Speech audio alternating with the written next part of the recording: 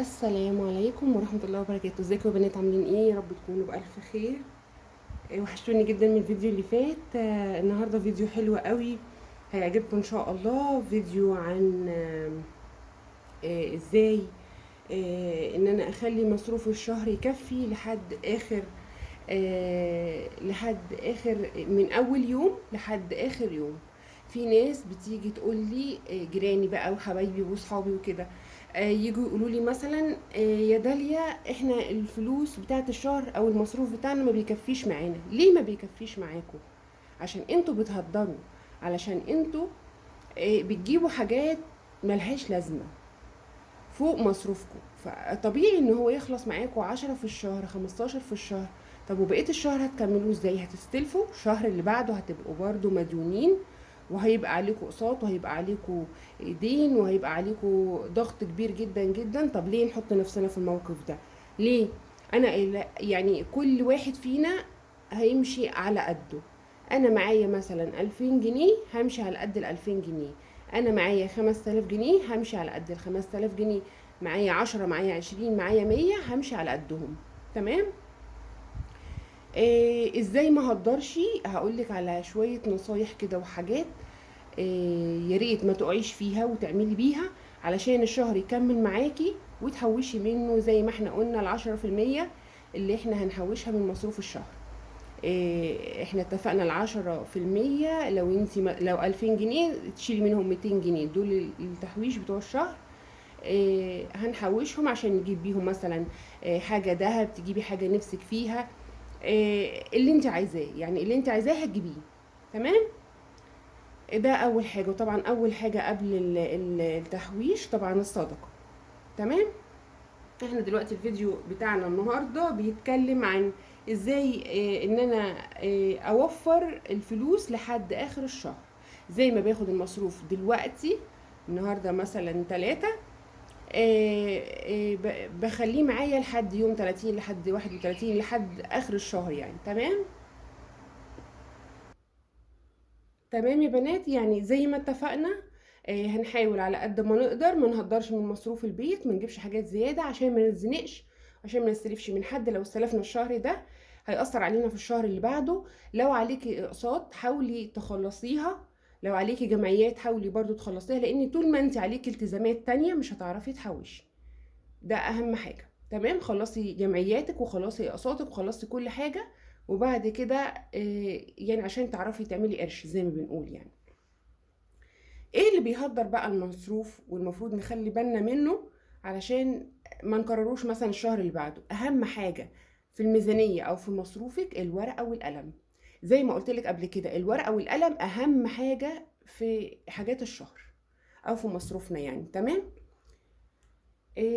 هنجيب ورقة وقلم، نوتة كده صغيرة، أو كتاب، اللهم صل على النبي، كراسة تكون خاصة بالمصروف بتاعنا كل شهر.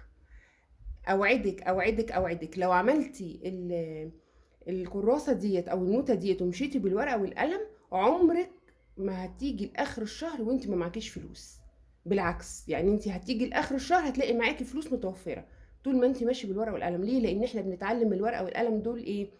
الشهر الجاي مثلا هعرف انا مثلا جبت ايه زيادة الشهر اللي فات عشان انا كاتبه بالورقة والقلم. هبقى عارفة ان انا مثلا جبت ده زيادة، لا خلاص هجيب الشهر ده مثلا اقل شوية. او انا جبت هنا مثلا حاجة المفروض لا ما كنتش جبتها. فانا بتعلم من الورقة والقلم بكده عشان كل حاجة تبقى مكتوبة بالحرف. تمام. ايه اللي بيزود مصروفك؟ او مش ايه اللي بيزود مصروفك، ايه اللي بيخلي مصروفك يخلص يوم 10 في الشهر، يوم 15 في الشهر؟ اللي بيخلص مصروفك انتي بتعرفيش تدبري. انتي بتدمري المصروف. بتدمري المصروف ازاي؟ بتجيبي حاجات ملهاش لازمة. يعني مثلا انتي اتغدينا غدوة حلوة، جينا مثلا في العشاء، ده الولاد نفسهم في بيتزا، ورحنا جبنا بيتزا من بره او جبنا اكل من بره ايا كان، او كيلو كفتة او اي حاجة يعني عامة. طب ما احنا متغدين كويس. هو العشاء المفروض حاجة خفيفة، يعني مثلا سندوتش جبنة، اي حاجة انت حباها خفيفة. لان هتجيبي كيلو كفتة هيأثر عليكي في مصروف الشهر، هتجيبي بيتزا هيأثر عليكي في مصروف الشهر. ايه تاني؟ مثلا التكييف مفتوح او المراوح مفتوحة طول الوقت او النور مفتوح طول الوقت، طب ما الكهرباء هتجيلك عالية عن اي شهر، برضو ده بيزود مصاريف الشهر. المية استخدمتيها اكتر، اللهم صل على النبي، النت، جيتي مثلا يوم 10 ولا حاجة خلص قمتي شحناه تاني. طب طب وبعدين؟ طب ما انت كده بتزودي عليكي مصاريف، هتعجز معاكي اخر الشهر، مش هتعرفي تكملي الشهر. يبقى انت كده هدرتي من مصروفك جامد جدا جدا في الاكل والشرب والمصاريف والميه والغاز والكهرباء والفواتير وكل الحاجات دي. تمام. انت عشان تبقي صح من الاول تعملي ايه بقى؟ تجيبي ظرف، كذا ظرف يعني. تمام، ان شاء الله هبقى اجيبه معاكم برضو واوريكم بنعمله ازاي. مثلا هتعملي ظرف للاكل والشرب، ظرف مثلا للمصاريف، ظرف للايجار، ظرف للميه والغاز والكهرباء والفواتير وكده، ظرف مثلا لمصاريف الطوارئ، ظرف مثلا لايه للنزول والطلوع وكده يعني، فاهماني؟ اي حاجه تجيبيها ان شاء الله حاجه، هقول لك ايه، ب5 جنيه، اكتبيها، اكتبيها في الورقه والقلم اللي احنا قلنا عليهم في الكراسه. تمام. والظرف ده ضروري جدا جدا، يوم ما تحتاجي حاجه مثلا من الاكل والشرب، الظرف ده بتاع الاكل والشرب بناخد منه، وناخد منه على القد، مش ناخد منه نصرف ونقعد يعني اخر الشهر بقى زي ما بيقولوا كده ايه، يعني نغني ظلموه او نزمر او الكلام ده. ما ينفعش، هو ده اللي بيهدر مصروفك. وده يعني اهم حاجه في مصروفك، اول ما تاخديه تعملي كده عشان مصروفك يكمل معاكي لحد اخر الشهر. واول ما تاخدي المصروف بتاعك طبعا بعد الصدقه، طلعي الصدقه يعني، احنا قلنا الصدقه باي حاجه انت حباها، المهم يطلع صدقه من المصروف عشان يبقى فيه بركه. هتشيلي طبعا ال10% بتوع التحويش، دول اساسي كل شهر، ال10% بتوع التحويش ايا كان بقى مصروفك كان بتشيلي منهم 10%. ال10% دي عايزه اقول لك لما بتحوشيهم على بعض ممكن تجيبي ربع سبيكه ذهب، نص، على حسب بقى المصروف بتاعك او التحويش بتاعك انت، يعني شلتي قد ايه. يعني هما كده كده هتشيل 10%، بس اقصد بيختلف. مثلا لو خدتي 2000 غير خدتي 4 غير خدتي 6 غير خدتي 10 كده، واخده بالك؟ ده اهم حاجه برضو يتشال، لازم تشيلي كل شهر وتعملي حساب لنفسك. بس.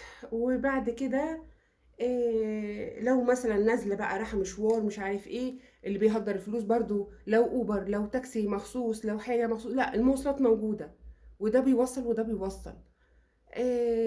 ممكن يعني تتعبي شويه شويه صغيره بس هنوفر، يعني هنوفر فلوس، احنا مش ماسكين والله ولا اي حاجه، بس بنوفر علشان الدنيا تمشي. بس كده، هو ده اللي بيهدر فلوسك. آه، ما تبصيش، اهم حاجه اهم حاجه ما تبصيش لاي حد، لاي حد مهما كان، كل واحد يا جماعه حسب ظروفه. انا ظروفي غير ظروفك، وانت ظروفك غير ظروفي، كل واحد ليه ظروف ماشي عليها، ومأقلمين نفسنا على كده الحمد لله. اهم حاجه الرضا، تبقي راضيه عن كل اللي انت فيه دوت، ربنا بيبارك وبيخلي القليل كتير، وما شاء الله يعني، والله عايزه اقول لكم القناعه ديت من عند ربنا، يعني فعلا ربنا ما بيديهاش الناس كتير، بس الحمد لله رب العالمين على نعمه الرضا والقناعه وكل الكلام دوت، ان شاء الله يبقى عندنا كلنا باذن الله. وهي دي اهم حاجه بتضيع الفلوس، يعني كل ده بيزود عليكي الفلوس بتاعت الشهر، بيزود عليكي مصروف، يعني مصروفك بيخلص وبيزود عليكي، وانت كده ضيعتي مصروفك في اكل من بره. لو انت مثلا عندك اكل في الفريزر، حاجات مثلا عاملاها بتاعت الشهر جايباها وعاملاها مكسله مثلا طلعيها، قمت جايبه اكل من بره، لا ما ينفعش. جايبه اكل من بره دوت، انت عارفه يعني طبعا كلنا عارفين اكل بره اسعاره ايه، فهيأثر معاكي في الميزانيه. انت ما تكسليش، قومي طلعي من عندك واعملي اللي انت عايزاه، تعملي الحلو كله في البيت انضف واحلى من بره مليون مره واوفر كمان. فبكده مش هيأثر معاكي المصروف بتاعك. واهم حاجه تتخلصي زي ما قلت لك من الاقساط والجمعيات واي التزامات عليكي تتخلصي منها علشان تعرفي تحوشي. بس هو ده كان فيديو النهارده، يا رب باذن الله يكون عجبكم ويكونوا استفدتوا منه يا رب. واشوفكم في فيديو جديد باذن الله. ومن هنا الفيديو جاي هتوحشوني جدا جدا، واقول لكم دلوقتي مع الف سلامه.